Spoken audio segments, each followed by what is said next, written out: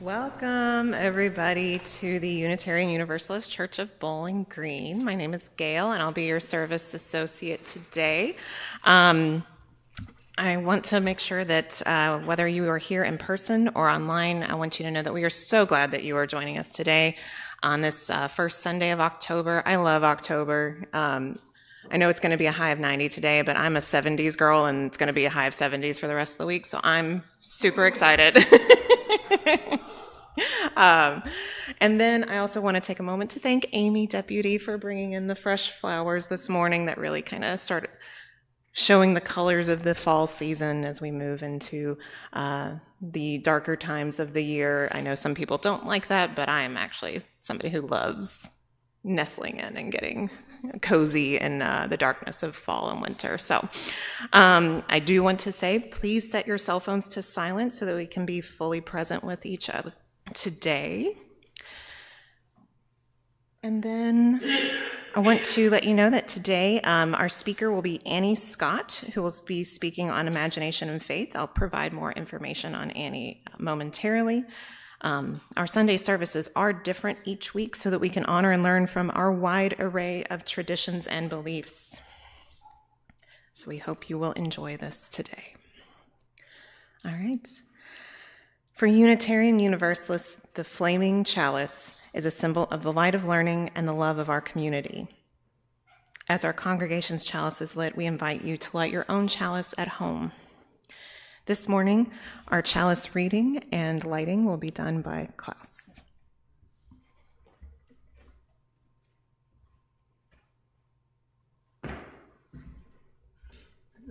Good morning. Readings today will be with a German accent, so there's something new. For each and for all we light this chalice, for all who are here and for all who are not, for all who have ever walked through our doors, for those who may yet find this spiritual home, and for those we can't even yet imagine. For each of us and for us all, may this flame burn warm and bright. Eric Walter Wickstrom.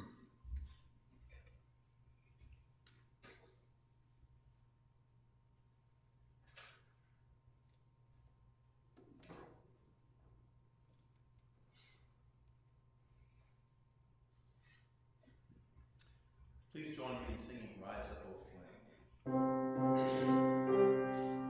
Rise up, O flame, by thy light glowing, show to us beauty, vision, and joy.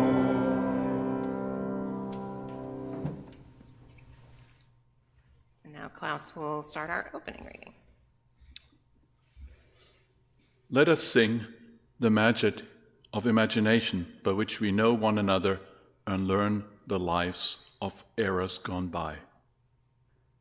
Let us sing the magic of creation by which we build the world of our soul and teach its wisdom to others, young and old.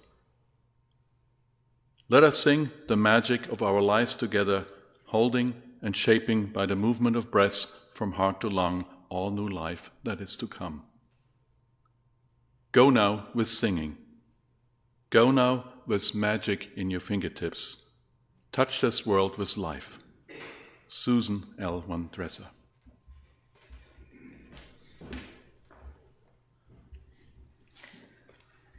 Thank you, Klaus. And now rise in body or spirit as you are able, as we sing together Morning Has Come, which is hymn number 1000 in the Teal hymnal. And the words will also be on the screen. John Downing has graciously agreed to lead us in this rousing hymn this morning. Sing good. Yeah. So sing good, exactly.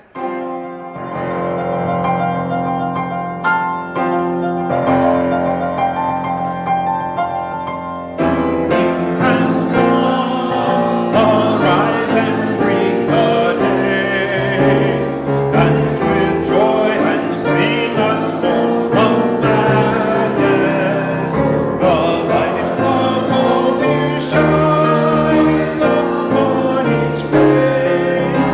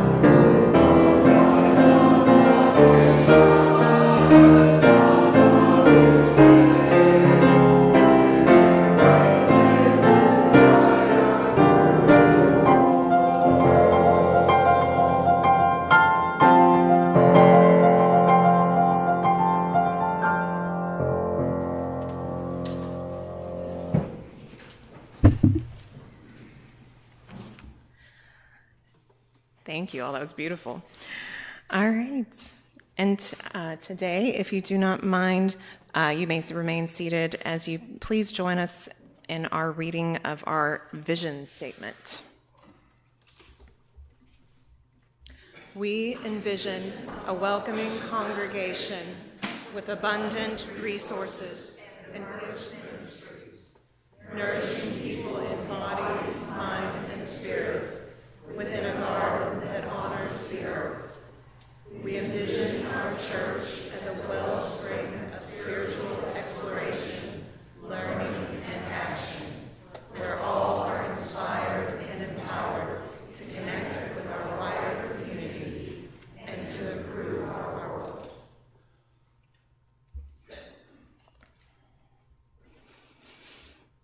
Thank you all. And now the children may go to their own religious exploration. Actually, I don't see any children. Anybody here, young ones?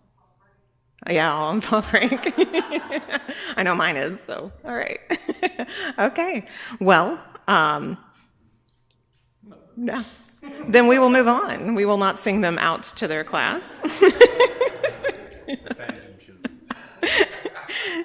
Instead, we will now move into our silent meditation. We will have a few moments for reflection, prayer, meditation, and the singing bowl will lead us into silence. After the silence, you're invited to join in the song Spirit of Life, which is hymn number 123 in the gray hymnal. The words will be on the screen.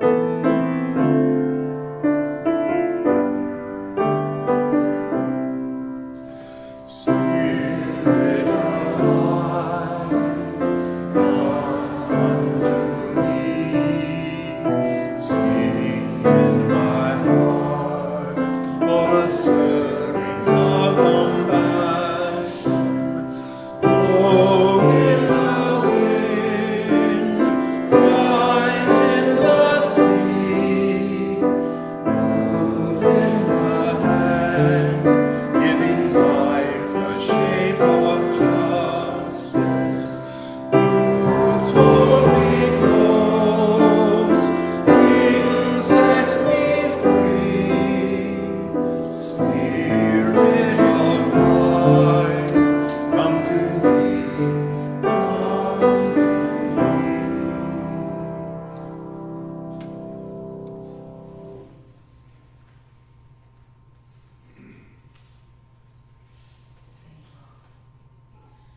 mentioned earlier, Unitarian Universalists have a wide array of beliefs, and the speakers at our Sunday services come from many traditions.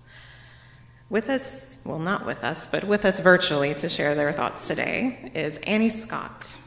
Annie was a member of the Pacific Western Region Congregational Life field staff until 2024. Previously, she served as Director of Religious Educator for Jefferson Unitarian Church in Golden, Colorado, and as President of the Liberal Religious Educators Association. She has learned much from the congregations and religious professionals she has served within Oregon City, Philadelphia, Phoenix, and Golden over her 27 years as a religious educator. She and her husband, Mick, raised their children in Unitarian Universalist congregations and moved back to Oregon from Colorado to live near their 3 daughters, extended family, and 2-year-old granddaughter, Emerson. And now let us enjoy the message, Imagination and Faith.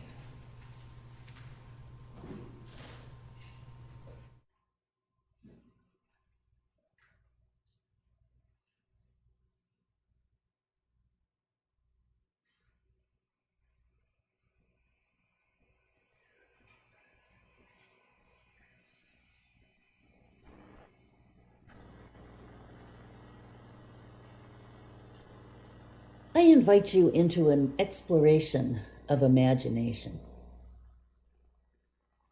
First, I'll ask you to imagine some things. Close your eyes if you'd like, and just try to enjoy the experience. If all the images don't work for you that I invite you to ponder, don't worry about it. Just try the next one. First, imagine smelling chocolate. Yum. Now imagine smelling a tree. Maybe you're walking into the forest and there's a pine tree or a fir tree. Now imagine cutting a lemon open and just smelling that beautiful, fresh, tart, poignant smell. I wonder which one smelled the strongest to you in your imagination. Chocolate, a tree smell, or lemon? Which one had the biggest response in you? Now I'd like you to kind of wave your hand if it was chocolate, and invite you to look around and see who else chocolate was the strongest response in you. Now wave your hand if the smell of the tree was the strongest for you. Look around. And now wave your hand if the smell of fresh cut lemon was strongest for you. Imagination. Imagine swimming in a lake, pool, or ocean. How's the water? Cold? Brisk? Pleasant? Hot? Imagine you're swinging back and forth, feeling the breeze on your face, your body shifting back and forth to keep the swinging going. Imagine yourself bouncing a ball as you walk down the street. Which one of those had the strongest response in you?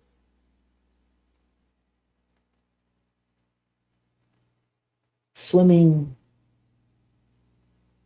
swinging, or bouncing a ball as you walk. As you recall each one, think of how your body reacted.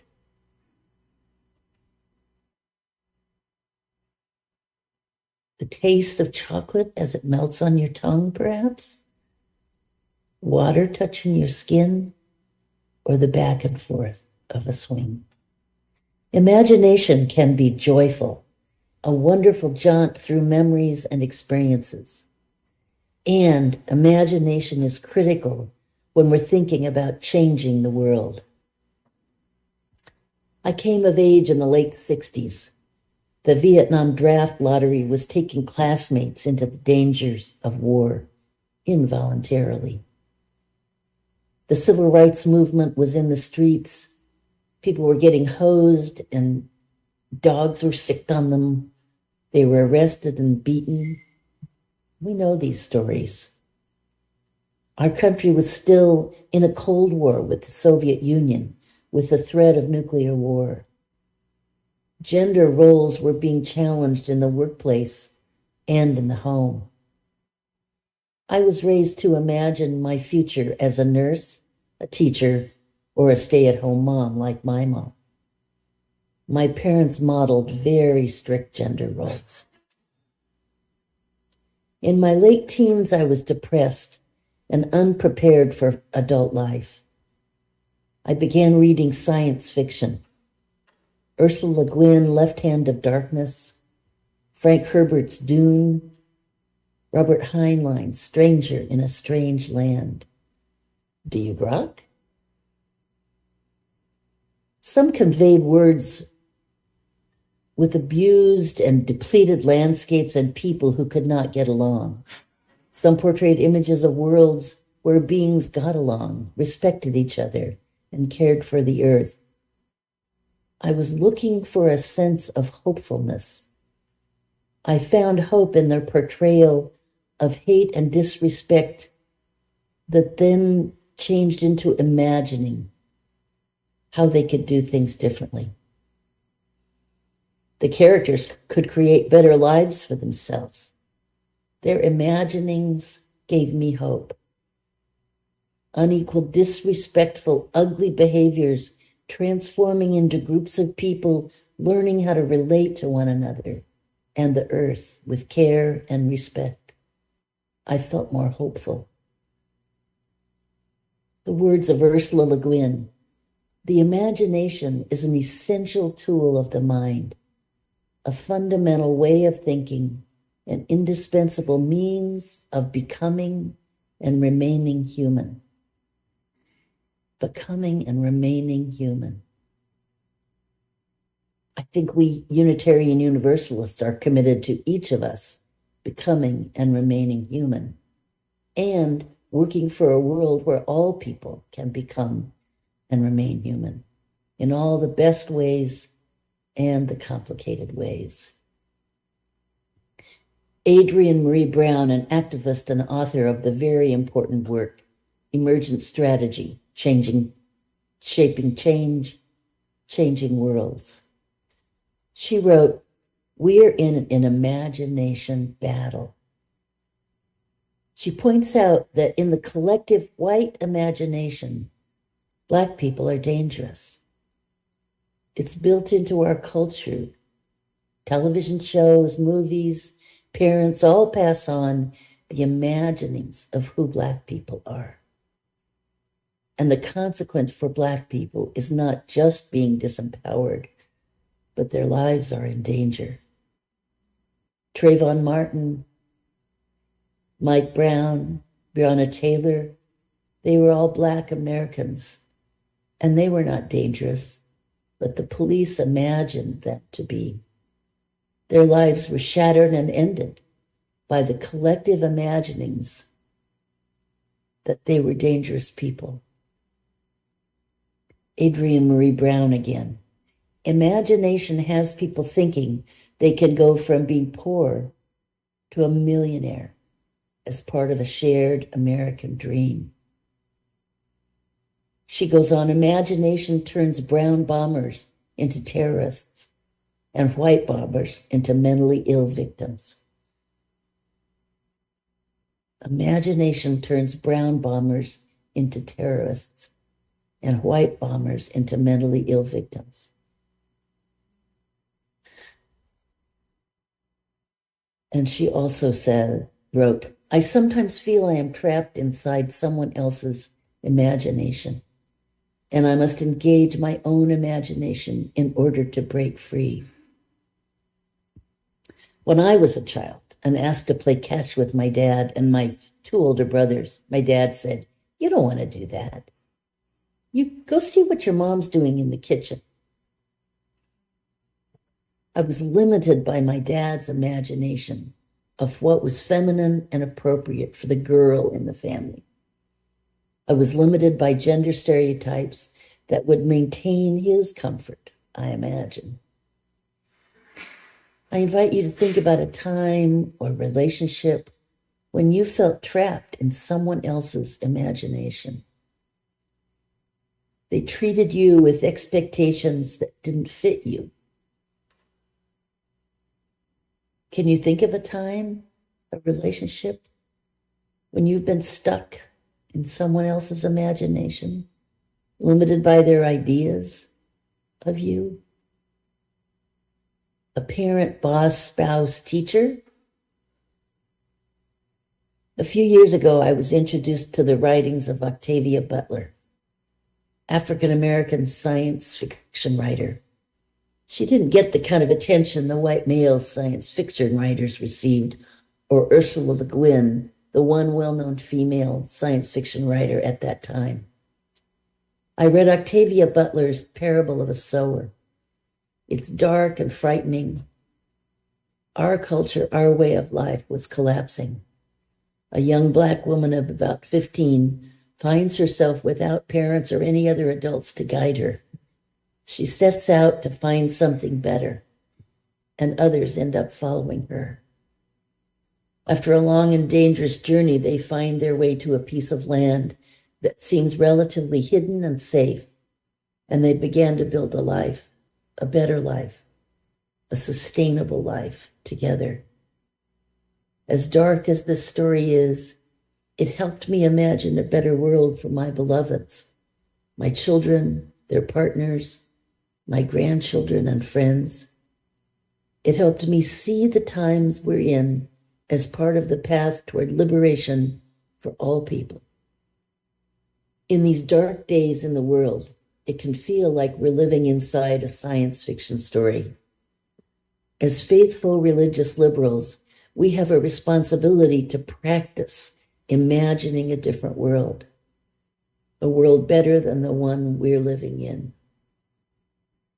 We must face the realities of our current culture, and as we reject that, we need to imagine how to get from here to a better life for all people. Imagination is our responsibility.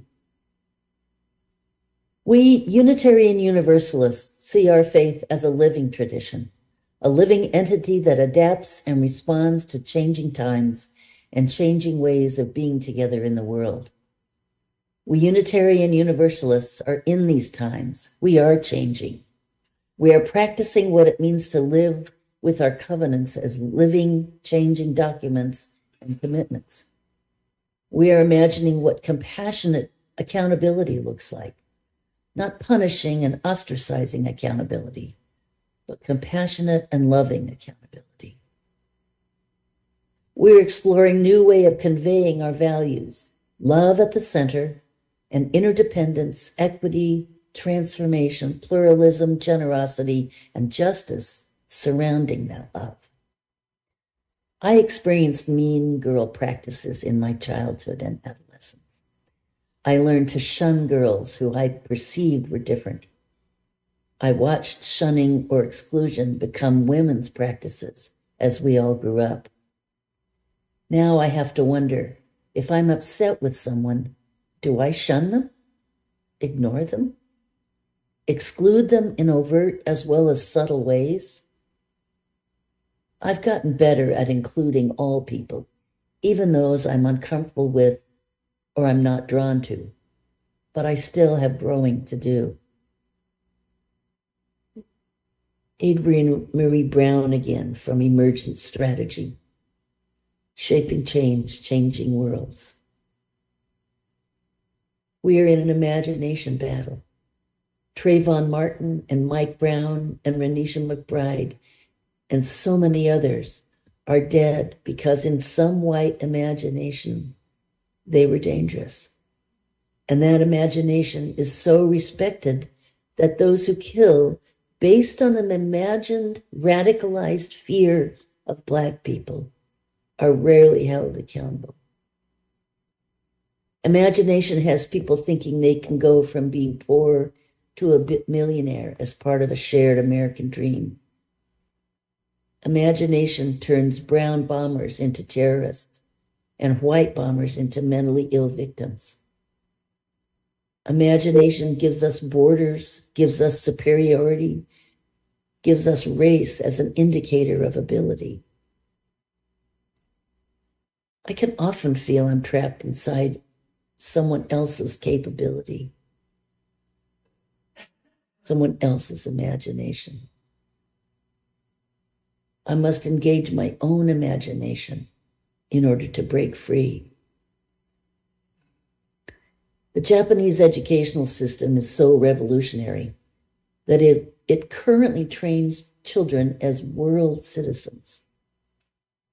In Japan, a revolutionary pilot scheme called Brave Change. It's a shift in concept. The graduates from this educational plan will understand and accept different cultures, and their horizons will be global, not national. Raised to be a world citizen and change bravely. Ursula Le Guin again. The imagination is an essential tool of the mind, a fundamental way of thinking, an indispensable means of becoming and remaining human. I would add, imagination is an essential tool of looking back over our lives and rethinking things we have done, imagining how we wish we had acted. I certainly imagine being kinder as a 5th and 6th grade girl. Can we imagine board meetings that prioritize relationships over the to-do lists? What if boards and committees had a time for imagining as part of their decision-making process, with quiet time for all to imagine and then share what came to them? Collective imaginings. A world without prisons? Ridiculous. Schools that foster the genius of every child? Impossible. Work that doesn't strangle the life out of people? Naive. A society where everyone has food, shelter, love. In your dreams? Exactly. Ruha Benjamin, Princeton University professor, insists that imagination isn't a luxury. It's a vital resource and a powerful tool for collective liberation. May we all engage our imaginations in these days and the days to come, for the liberation and freedom of all people depend on it. Amen, and may it be so.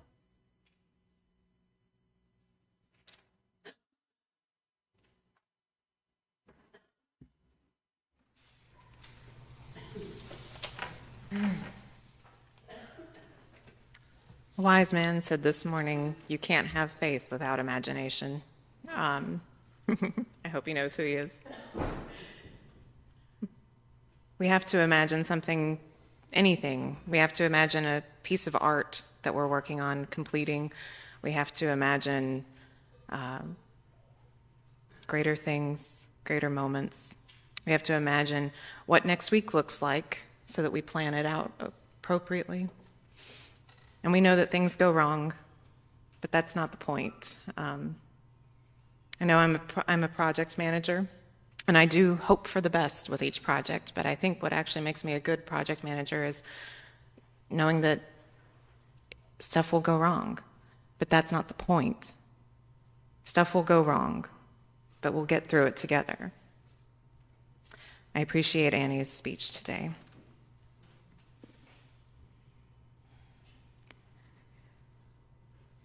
This congregation and the work we do is supported by the voluntary generosity of all who contribute.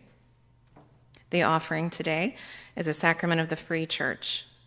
You may place your donation in the plate as it comes to you or on your way out, or use the QR codes on the screen, or you can donate via our website or mail checks directly to the office. As we enjoy today's music, The offering will be given and received in grateful appreciation of our shared hopes and values.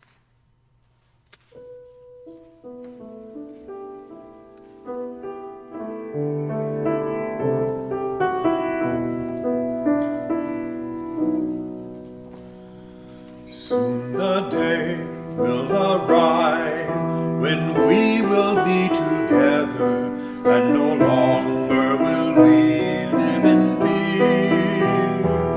And the children will smile without wondering whether on that day thunder clouds will appear. Wait and see what a world there can be if we share, if we care, you and me. Wait and see what a world there can be if we share, if we care, you and me. Some have dreamed, some have died, when make a bright tomorrow, and our vision remains in our hearts. Now the torch must be passed without wandering not, in sorrow and promise to make a new start. Wait and see what a world there can be if we share, if we care, you and me. Wait and see what a world there can be if we share, if we dream, you and me.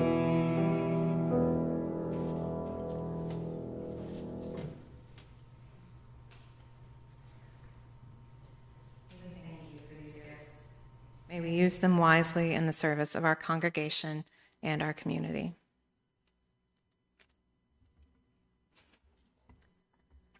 If you have questions about Unitarian Universalism or about joining this congregation, you may speak with a member of our membership team or email membership@uucbg.org. We do want you to know that we have our fall Getting to Know Unitarian Universalism event this Tuesday evening, October 8th, from 6:30 to 8 o'clock. We'll meet in the fellowship hall, which is the other building right over there. And the membership team will answer any questions you might have as we all share where we are in our spiritual journey. It's always an informative and enjoyable evening. Light refreshments will be available. And if you hope to come, please sign up on the table outside the sanctuary or contact us at membership@uucbg.org. Oh, Sharon's got it. It'll be out there, but the goldenrod piece of paper that Sharon's got. Thank you. All right. And for our community news, we want you to know that recurring weekly is our meditation at 10 a.m. on Sundays, the BG Zen community at 9 a.m. on Saturdays, and the gardening group from 7 to 9 a.m. on Wednesdays. We also have our recurring monthly meetings, which we have the elements of dance on the first Sundays of the month from 1 to 4, Earth Circle on the second Sundays at 12:45 p.m., and Green Sanctuary on third Sundays at 12:45 p.m. And so since today is the first Sunday, we do have our free workshop Elements of Dance from 1 to 4 today. Please do come and have a good time. And then, as we mentioned, we do have the Getting to Know You. And then One Person, One Vote will be on October 17th. It's the untold story of the Electoral College is the focus for the Food for Thought. And that will be here at UUCBG. Then you are invited to a pumpkin painting party at 12:30 on Sunday, October 20th in the Fellowship Hall after the service. Those will be going to the pumpkin trail, and we do encourage you all to please participate and bring the kiddos. Donations are being accepted for the Labyrinth project in the Cornerstone Garden. You can use the green envelope with the Labyrinth picture on it that is outside, or again, as you send virtually, you can mark it for the Labyrinth. Next Sunday, our speaker will be the Reverend Dr. Deanie Oliva. Her topic is The Pink Stiletto, Musings of a Social Justice Minister. So we hope to see you there. For more community news, please do check our website, Facebook, and bulletin boards. And to sign up for weekly emails, email the office at office@uucbg.org.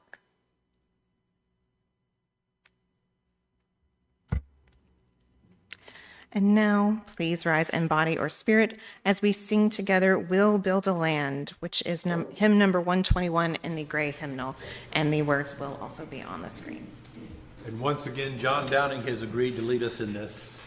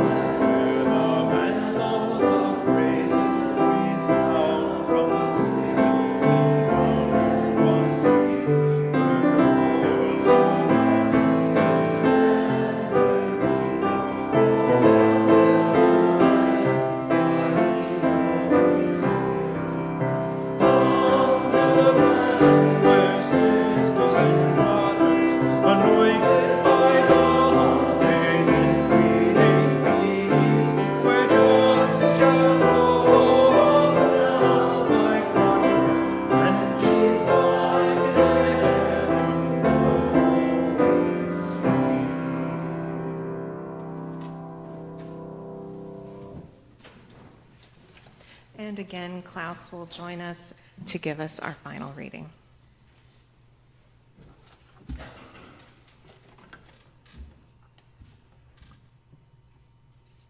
Though the times I may forget who I am or who becoming, my dreams, they matter. When I make space for all that is, when I move away from that it no longer serves me, when I make space for the new possibilities in circumstances, my dreams do matter. They matter. They hold many truths, many turning points. They matter, though the times I may convince myself that they don't. They do, for they call me back in time and forward still. My dreams matter. They matter as they pull me inward and yet simultaneously push me outside of myself. My dreams matter. They matter as they speak to the breaths of love, of pain, of hope that rest deep in the fabric of my blood and bones. My dreams matter as they are connected to the dreams of my ancestors, connected to all who have graced this earth before, who grace it here and now, and will be connected to all whose grace this earth, when we grace this place no more. My dreams, they matter. Your dreams, they matter. Our dreams, they matter. They matter. Phoenix Bell, Shelton Biggs.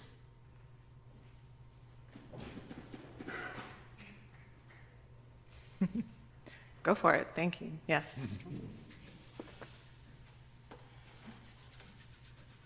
For those new to us, this is a way of not interrupting the mood, but still showing our gracious approval of the message. Thank you, Klaus. And now we bid farewell to those who have joined us online. We hope you found this service meaningful, and we invite you to join us again, either in person or online. We also invite you to share your thoughts about today's service via our online form with the QR code or by sending comments to sunday-services@uucbg.org.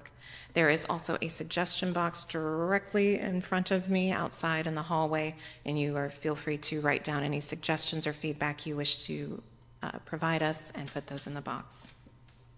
Thank you all. Be well and go in peace.